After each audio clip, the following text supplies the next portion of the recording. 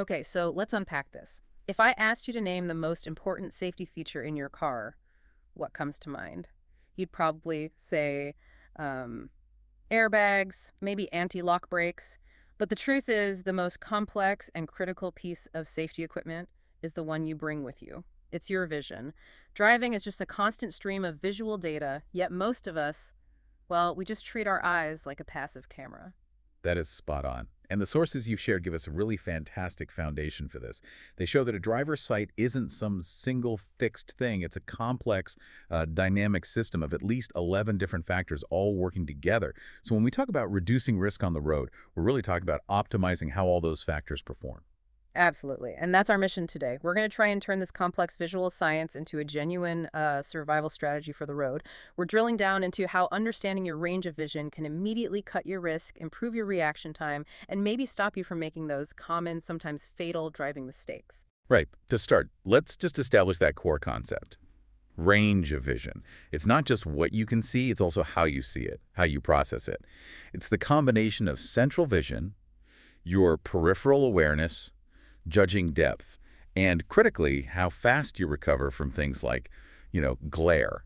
And the most important split in that whole system seems to be between central and peripheral vision. Let's start with central. That's the detail work, right? Think of central vision as your high-powered but extremely narrow spotlight, a laser pointer. It's only about 3 to 5 degrees of your total visual field. That's tiny. It is, but it's absolutely crucial for precision, for reading the small print on an exit sign, or seeing the color of a traffic light, or just keeping the car perfectly centered in its lane. So great for detail, but pretty terrible for general awareness. Exactly. That's where peripheral vision comes in. It's the massive counterweight to that tiny spotlight. The tripwire. Correct.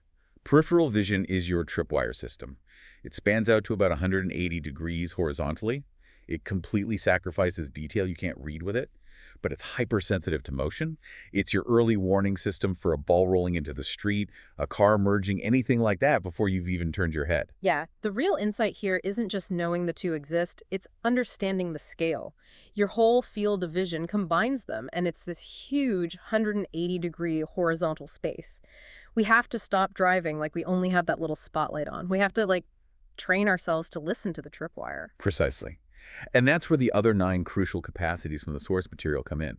These are the elements that determine how functional that 180-degree field actually is. Okay, let's group them up. We have the foundational clarity ones, like visual acuity, that's just sharpness, and color vision for signals, but then you have the ones that apply to the real world. And these are often the first to fail us.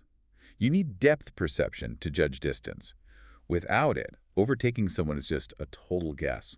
Then there's contrast sensitivity. This is so important. It's your ability to pick an object out from its background. A gray car in the rain, a deer at dusk, road lines in the fog. Right, and that's where things can break down even if your vision chart test is 20/20. Then for dealing with light, you've got night vision, which is just seeing in low light, and the very specific and I think underrated glare recovery. How fast does your eye bounce back after that blinding flash of oncoming high beams? So if we connect this to the bigger picture, it sounds like they're all synergistic. They all depend on each other. They do. Right. Imagine you have great central vision, but your contrast sensitivity is poor. Suddenly at twilight, that deer that should have set off your peripheral tripwire is completely invisible. It just blends into the background. So a decline in just one of these can severely limit the effectiveness of your entire range. So we understand the width of the view, all the components. But that width is, well, it's useless if we don't know where to aim it. Which brings us to active awareness. We need to look further out. We're talking about the key benchmark for safe driving here. It's the 10 to 15 second rule. This is the distance ahead that a driver should constantly be scanning. Not just where you are, but where you will be. And to make that concrete for people. In a city, 10 to 15 seconds ahead is about a full city block. But on the highway, at higher speeds, it could be a quarter mile or more. You're not just looking, you're anticipating. The benefit here is huge. It completely shifts your driving from being reactive slamming on the brakes to being anticipatory. Lifting your foot off the gas 5 seconds before you even need to think about braking. It gives your brain the time it needs to process what's happening and make smooth, safe moves. But the reality is that most drivers are looking, 3 seconds ahead, the car right in front, the dashboard. And that's the setup for what the sources call tunnel vision. Tunnel vision is the catastrophic failure of this system. It's the functional loss of your peripheral 180-degree tripwire.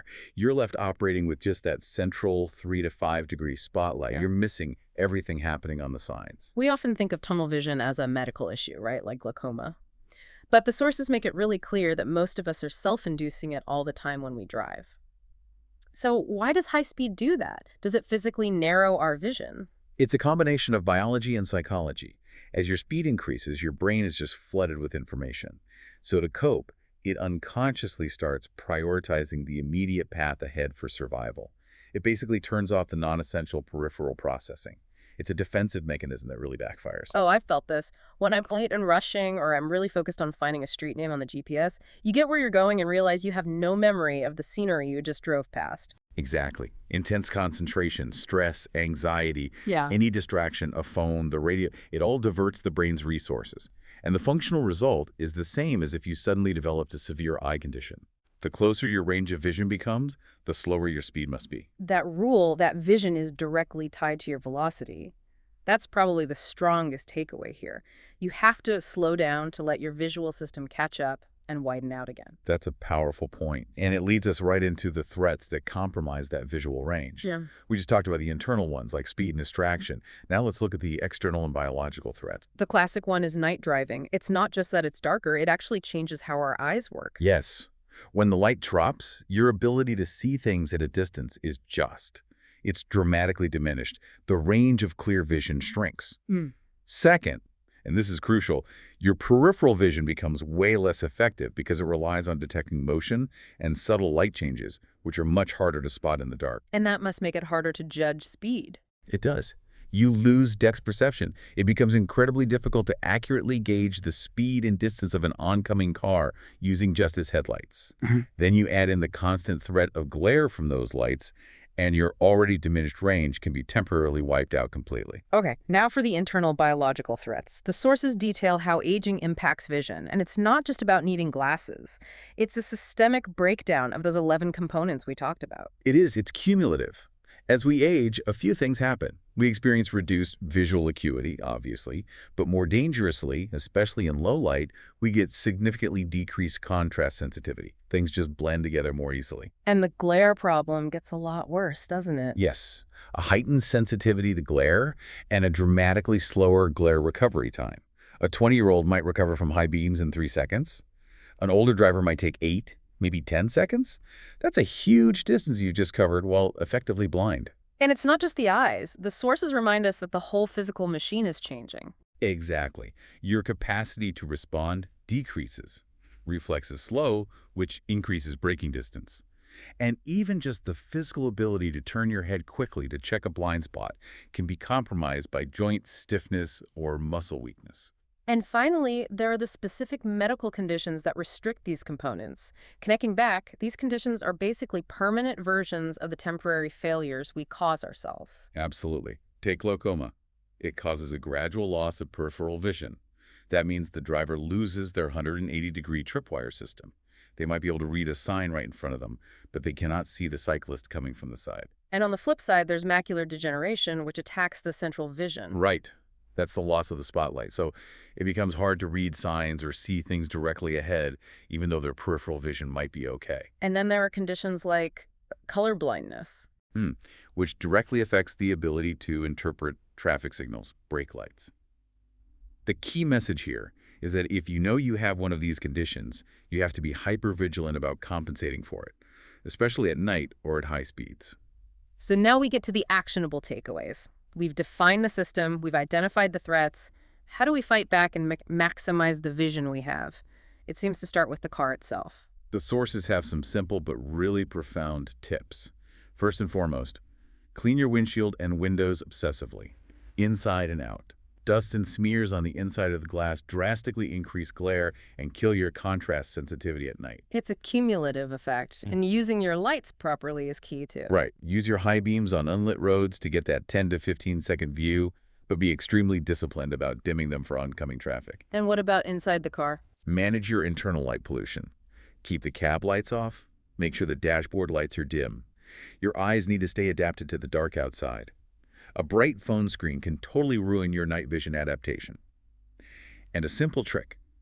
Use polarized sunglasses during the day.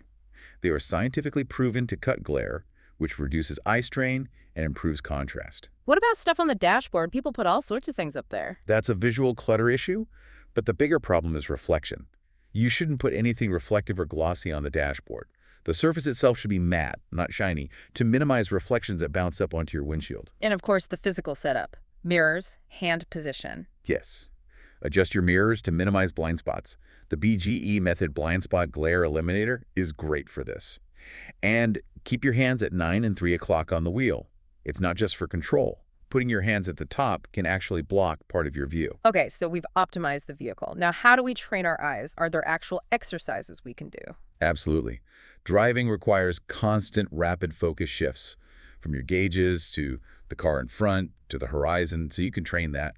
One exercise is focus shifting. Hold your thumb about 10 inches away, focus on it, then rapidly shift your focus to something 20 feet away and repeat. It builds that muscle memory. That seems really critical. I also saw some simple relaxation techniques mentioned. Palming is excellent for reducing strain. Just rub your hands together to warm them up, then gently cup them over your closed eyes for a few minutes. Blocking out the light lets the cells in your retina rest. Then there's tromboning or zooming. You slowly bring an object towards your nose while keeping it in focus, then move it back out. It helps with quickly checking your instruments and then getting your gaze back on the road.